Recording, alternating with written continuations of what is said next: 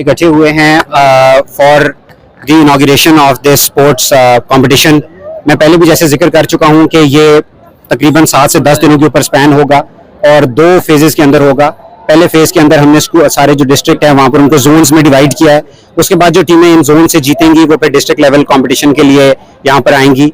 All this is being done from the schools funds जो कि already available होते हैं, इन तमाम एक्टिविटीज़ के लिए मुख्तस होते हैं।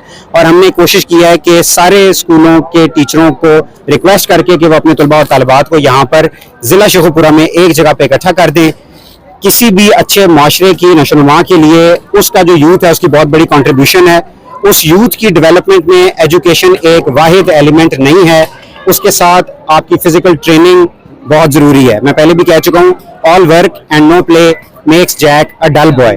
तो ये हमारे सारे बच्चे जितने भी हैं यहाँ पर ये फिजिकली compete करेंगे, अच्छे स्पोर्ट्समैन बनेंगे ताकि इनमें टीम स्पिरिट आए और इनके अंदर हेल्दी कंपटीशन की एक फिजा कायम हो और सारे पाकिस्तान और ज़िला शेखुपुरा के लिए पॉजिटिवली कंट्रीब्यूट कर सकें।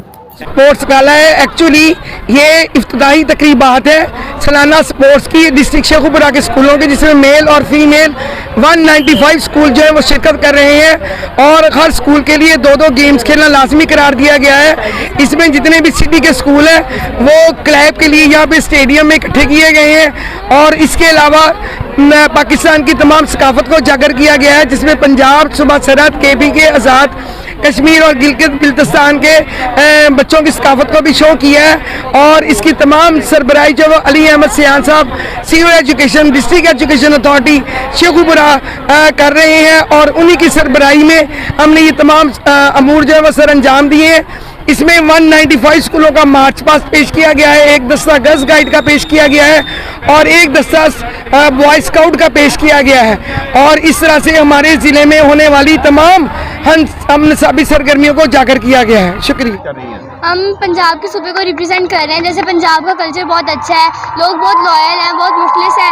इसी तरह से हम भी बहुत ज़्यादा मुखलिस हैं। जैसे हमने अभी ये सब कुछ परांदे टाइप पहने हैं, जो हमारा पुराना कल्चर था हम वो आज रिप्रेजेंट कर रहे हैं। बिल्कुल आज हम लोगों ने पंजाबी की सकाफत को यानी कि रिप्रेजेंट किया है, बताया है कि पंजाबी सकाफत क्या क्या है, यानी कि ऐसे सारे स्कूलों ने बहुत ज़्यादा किया है। लेकिन हमारा जो कल्चर था, हमारा जो प्रोजेक्ट था वो पंजाब के हवाले से था और हम लोगों ने उसमें हर वो चीज़ की है जो पिछले ज़माने में होती थी या हो रही है। लेकिन ये है कि अब जो ज़माना आ रहा है, जो लोग आ रहे हैं उन्होंने पिछले सकाफत को सारा कुछ छोड़ दिया है और वो पंजाब की वो चीज़ें नहीं मनाते जो पहले मनाई जाती थी। तो आज हमने वो सब कुछ किया जो पहले पंजाब ਉਹਨਾਂ ਦੀ ਇੱਜ਼ਤ ਕਰਨੀ ਚਾਹੀਦੀ ਬਾਬਿਆਂ ਦੀ। ਅੱਜ ਦੇ ਦੌਰ ਦੇ ਵਿੱਚ ਬਾਬਿਆਂ ਦੀ ਇੱਜ਼ਤ ਕੋਈ ਨਹੀਂ ਕਰਦੇ। ਪਿਛਲੇ ਜ਼ਮਾਨੇ ਦੇ ਬਾਬੇ ਅਸੀਂ ਬਣੇ ਆ, ਬਾਬਿਆਂ ਦੀ ਇੱਜ਼ਤ ਕਰਨੀ ਚਾਹੀਦੀ, ਉਹਨਾਂ ਨੂੰ ਘਰ ਵਿੱਚ ਰੱਖਣਾ ਚਾਹੀਦਾ। ਅੱਜ ਦੇ ਦੌਰ ਦੇ ਵਿੱਚ ਬਾਬਿਆਂ ਨੂੰ ਧੱਕੇ ਮਾਰ ਕੇ ਬਾਹਰ ਕੱਢਦੇ ਨੇ, ਉਹਨਾਂ ਦੀ ਇੱਜ਼ਤ ਕੋਈ ਨਹੀਂ ਕਰਦੇ ਹੈ। ਤੇ ਹੁਣ ਇਸ ਦੇ ਦੌਰ ਦੇ ਵਿੱਚ ਬਾਬਿਆਂ ਦੀ ਇੱਜ਼ਤ करनी चाहिए।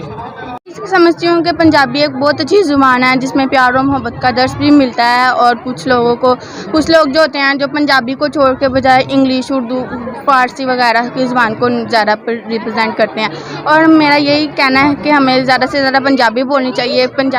बिकॉज़ जो मेरा थीम है वो पंजाबी है, तो इससे जो पुराने ज़माने की होती थी पंजाबी होती वो मटके में पानी भर के लाती।